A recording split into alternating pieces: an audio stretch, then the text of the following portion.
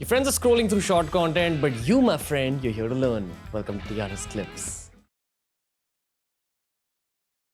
What's been the most impactful book for you in your own journey with Tantra, with going deeper spiritually, etc., etc.? There is no one single book that has helped me.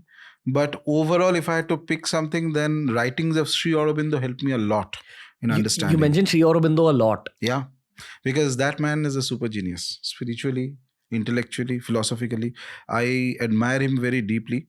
And once I started understanding what he has written, and there is the catch to it, because his writing style can be very dense. Okay, it requires a certain amount of concentration to understand what he is trying to say. I feel that way. When I had first read him, I remember long back I had visited somebody's house and I saw that nice looking book, Life Divine, which is like his main magnum opus he had written. I read a page and I understood nothing of it. Individually, I can understand the words. I may understand the phrase and the sentence, but I could make no sense of what is he trying to say. I tried later on once or twice. Some people who are sort of devotees of Sri Aurobindo and the mother, they tried to give me the books, but it didn't gel with me, to be honest. And I, in my very naive and egoistic thinking, I thought that just way too wordy. Okay, these things need not be so complicated. It's more easy. But as I had discussed in my first podcast, certain spiritual experiences I had when I was told to read a certain part of his writings, which came from the letters on yoga, which are his sadhaks used to write to him. For significant period of time, he was in Moan. He didn't speak, but he used to communicate through writing. And people, when they had queries, they used to write to him and he used to write back to them. Those are brilliant. I find him to be extremely helpful in understanding, giving the foundational idea of spirituality and how it really is, how the things are stacked in the world, in occult and things like that. And I found later with my practice evidences that he has used a language that is his own. It is not always exactly as per the Shastras. He has defined it in his own terminology, but then that makes it more difficult for other people to access what he has written. So there's one aspect is that you can just look at it in a format of complete blind bhakti towards Sri Aurobindo, and that's one way. And the other is you try to understand exactly what is it trying to say. I feel that once that base is set, with that, if you look at the other practices and the other whatever you do, so my path is different from what he had taught. By the way, he taught integral yoga. I follow Tantra sadhana.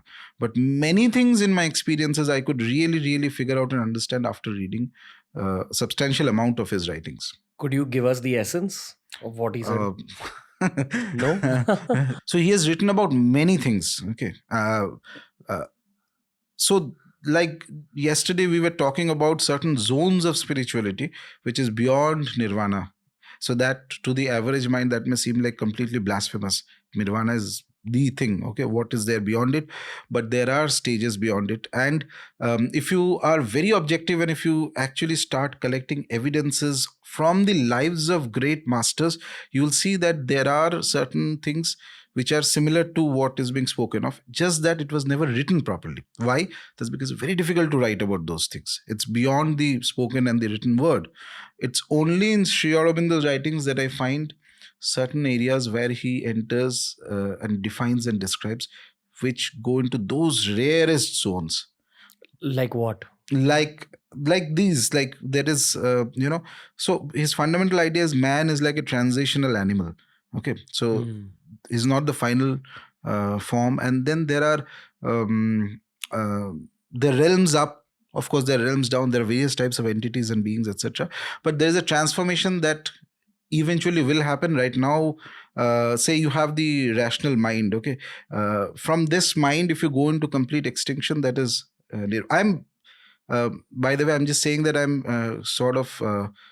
Reducing his writings into a very small, compact idea. So those who are scholars of Aurobindo, please don't, Sri Aurobindo, don't get, that, okay, you didn't mention this and that. Obviously, everything cannot be mentioned. Just giving a brief gist of it. And so beyond the mind, there are other realms of intuitive capacity. And through sadhana, the mind can expand into those realms. Intuitive capacity. Yes.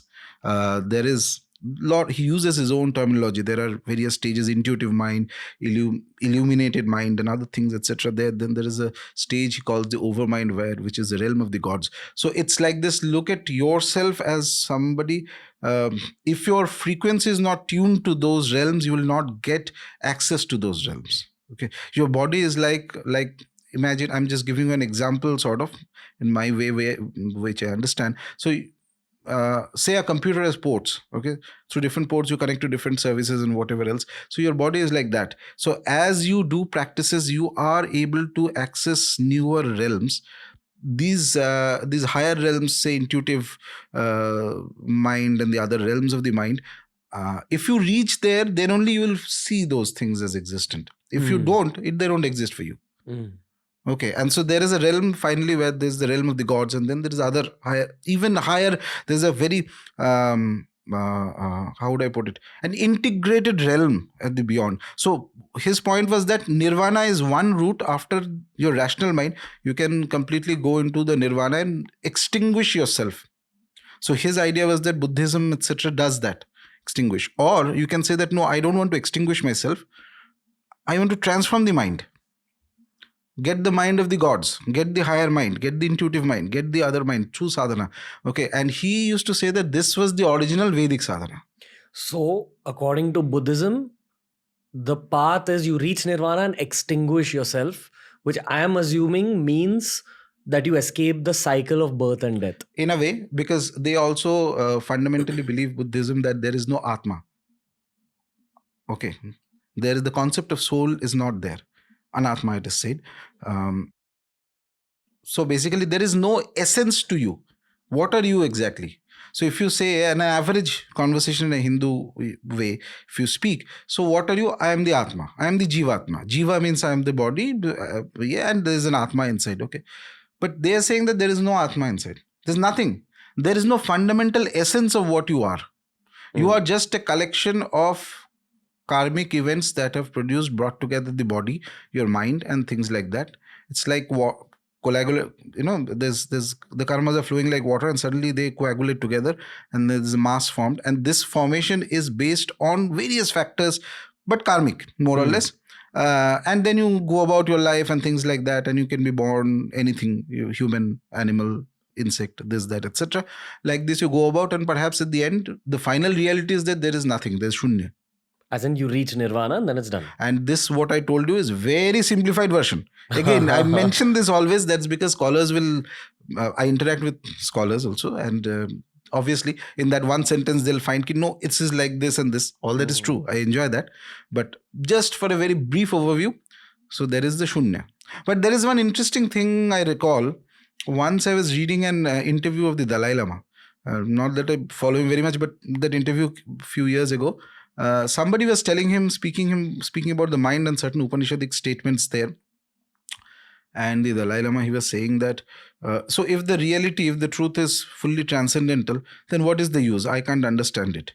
But if I change the mind, if my mind changes from the normal rational mind that I see, it changes, expands or something like this, then perhaps I can see those realities. Okay.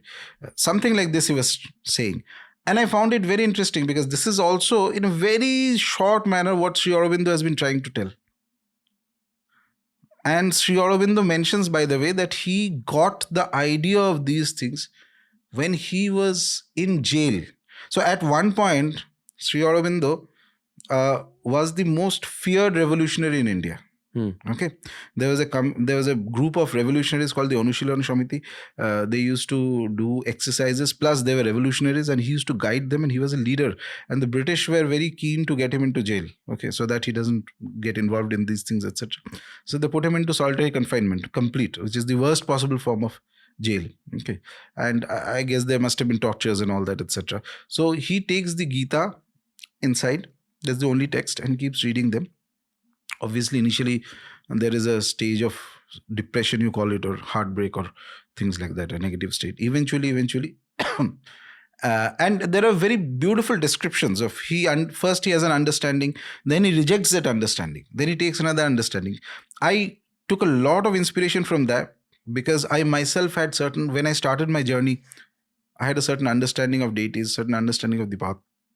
As more experiences came, there are things I had to reject.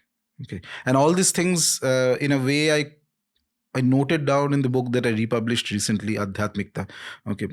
So my understanding of what the path is, and that is not exactly as always you mentioned. So the texts or the formal shastras give you a basic idea that is there, but it also has some changes based on the deshkal, on the context of the times. That is to be understood.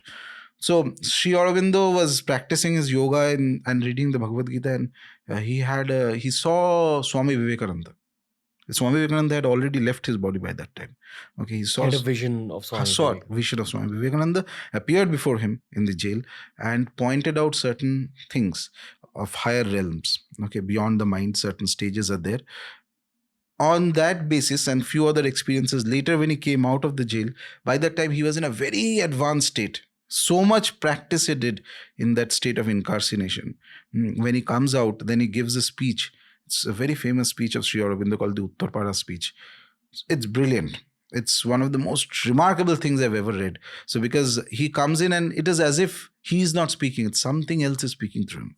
He's in a completely different state. The man who was a revolutionary comes out as a saint. He's in that state of mind. Okay. Then he eventually goes to Pondicherry and settles down there, and that becomes his place of sadhana for a long time. Orville comes out of there. Orville comes out of there. I personally visited his samadhi once. Rest, his books are there. So that's been a great inspiration for me. And oftentimes when he's writing, even sometimes a small phrase here and a small thing there, I can relate to certain experiences. And it's very difficult to explain to others if you have not had those experiences.